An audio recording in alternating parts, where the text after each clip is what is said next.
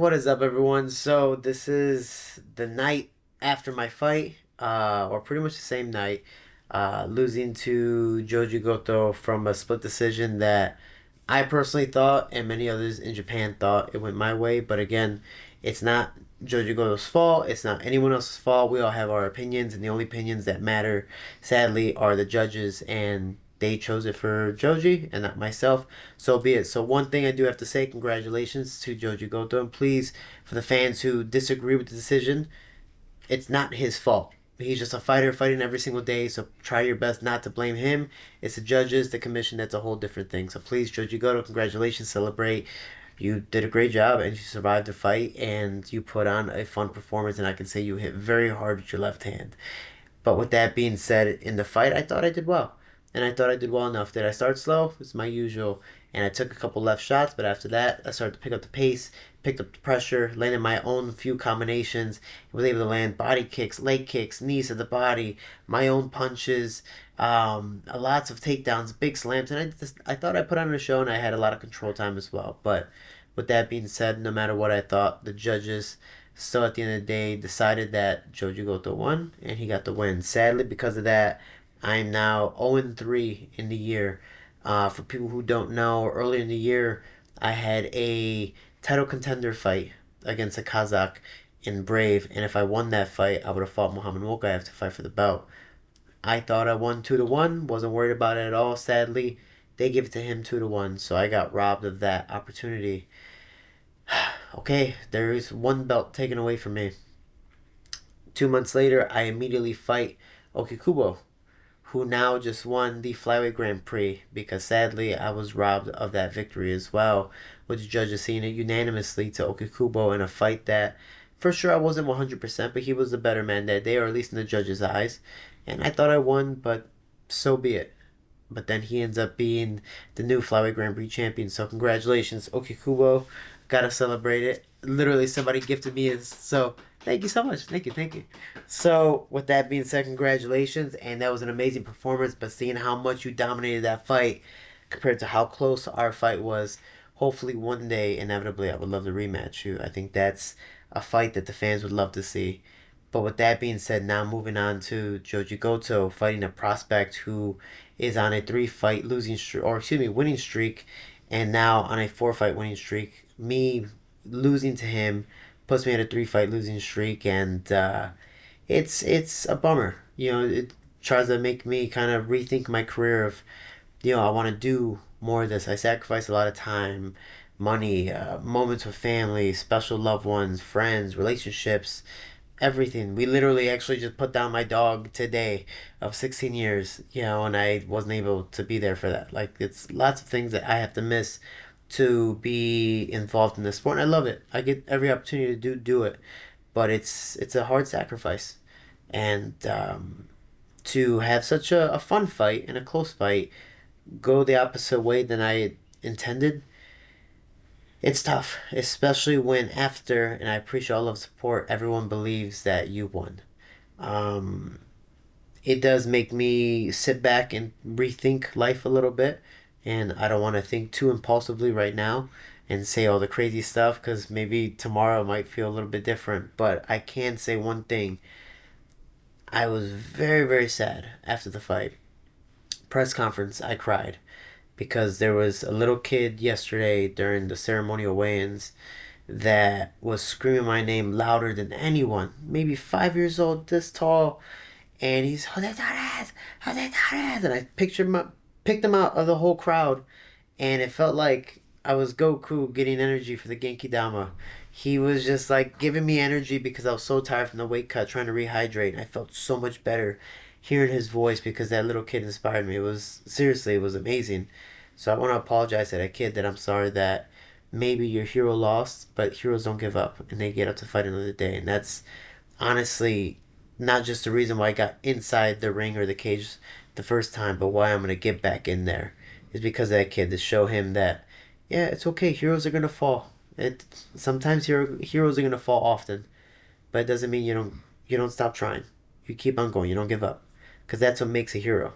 Just to keep on trying, to saying you're trying your best to do more than what that person next to you is trying to do, and be better than them. that is amazing. You're trying to be a good person as well, even better.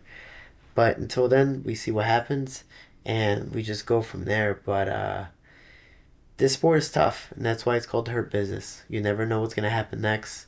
But with that being said, to all the Japanese fans, I stepped out from being sad to literally grab some ice cream at Baskin Robbins down the block, and I was stuck inside the arena for at least 1 hour signing autographs and taking pictures and giving away stickers because even after I lost, people wanted to take photos of me.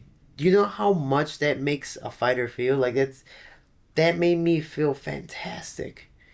Because even though I feel the lowest of low, you guys are making me feel like I'm all the way up here. Like I won, the flyweight Grand Prix, or I'm a new bantamweight champion. Like you guys made me feel amazing, and because of that, because of all of you, I want to fight again. You guys made me feel better. Like wow, even if I lose, like you guys still support me because you love me for me. Yes, my fights count, but you love me for the show I put on and the performance I put and what I do for you guys and vice versa. So thank you. Seriously, I almost get more support here in Japan than I do in my own country, in my own city sometimes. So it is really, really nice and reassuring. And the ice cream was also very good, so thank you for that. But because of you, I hope Ryzen has me back. Now, it is not my choice if I get to come back to Ryzen. I want to come back to Ryzen. I want to compete again, and I want to put on another show for the Japanese fans and be here not just longer before the fight, but then after fight, do fan service and all that stuff because you guys mean the world to me. Without you guys, I wouldn't be anywhere. And that's why I say we can, we will. Together we are Team Shorty. So thank you so much for all of the support. Hopefully you contact Ryzen so they can bring me back for whoever I may fight, whether it's Okikubo or Shinryu again or anyone, a new prospect. I don't care. I just want to get back in that cage, and it doesn't matter if it's at flyweight or bantamweight. I just want to put on a show for you guys, and I appreciate all of the support. Thank you so much. I don't know what's next for me. It's all a day by day process. Somebody literally asked me, "What are your plans for 2026?" And I'm like, I barely know what I'm doing tomorrow. Nothing in this life is guaranteed, especially in this sport. Kamaru Usman, Leon Edwards, Kamaru's winning the entire fight. One failed head kick to block it. Lands, headshot, kill. It's over. And Leon Edwards becomes a new champion. Your life can change like that, and you can be 100% there, and that one little percentage falls off, and it might be over because of one little misstep. So for me, I don't know. I've had a lot of plans my past years of this is what I want to do, this is what I want to achieve, and it's great to have goals. And I'm always going to have goals, little goals. But right now I have nothing. I just want to be at peace and just push forward and see what happens next. Kind of go with the flow. Oh, this didn't work out well for me? Well, all right, well, cool. I guess I go the other way and keep on going to see and trying because that's all I can do. So for me, I know for sure the only thing I can do is enjoy the rest of my time here in Japan. I leave January 4th, go back to help Amanda Nunes, regain her bantamweight championship for the UFC January 24th. I think I might stay in Vegas to help another one of her teammates, Priscilla, and then focus on me again. But until then, I go back to help others. I love helping myself and I will, but I'm so motivated by other people. When I see them smile, it motivates me to do more. So, as much as sometimes I like to take time by myself, I think right now it's a good moment to take time with others and really enjoy this because I do sacrifice my life to do the sport. I create solitude every single day, and it's painful sometimes.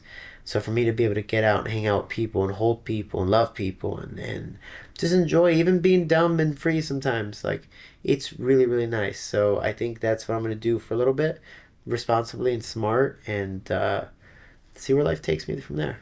I just wanted to put on a show and show the fans like I'm winning this fight. Let me stay here, let me enjoy the fans, and let me do a big slam and do so. And again, with that, I thought I won the fight. But again, I'm not a judge. It sucks. It does feel like the world's against me, even though that might not be the case. It's just how I feel with my last three fights.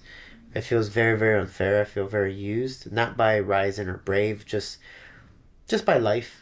I just feel like it's been very unfair for me because I believe or I hope I'm a nice guy and that I try to give back and I work really hard and I feel very deserving of a lot of things, but sadly in this world you don't deserve anything. You literally have to take it. And I didn't take the opportunity. It's my fault. I left it to the judges.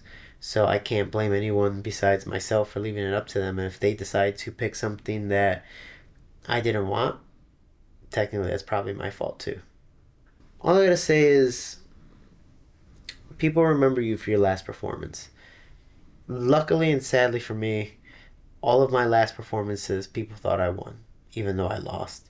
So it's very hard to go home and show people highlights. And they're like, oh man, you did great. I'm like, yeah, but I lost. It's very discouraging. But to try to be optimistic, because it is still hard, and it's always going to be hard. Losing sucks, especially when you get punched in the face for it. But at the end of the day, I am blessed to be able to do what I get to do. I'm a middle low class kid from the south side of Chicago, moved to Cicero, which is very similar to Chicago, and I'm now in Japan, all around the world at a very, very beautiful hotel with a great group of people that I never thought I'd meet. Competing in an arena that people die to fight in, not even just get in, but to fight in. I fought in front of 45,000 people today. Win or lose, who says they get to do that in their MMA career? That is amazing. And I've done it 3 times. So for me, I'm blessed. And I'm healthy. I'm a little beat up, a little banged up, but I'm healthy and I get to fight another day. So, and that's still my choice if I want to or not. Think about that. I have a choice to do that. So I'm blessed to be able to say that I have the ability to say yes or no or stop or go or to do whatever I want from here.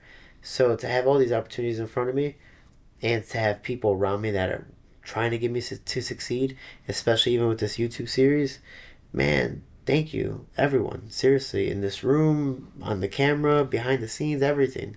Watching this, supporting me, because I can't do it without you. So to be able to do what I do every single day, it's a blessing in disguise. No matter how hard it is, I'm happy I have a full plate compared to the empty one that I was complaining that I needed some food on. So thank you. Seriously, just keep on trying and you never know what's going to happen next, but just try. And maybe tomorrow will be something different.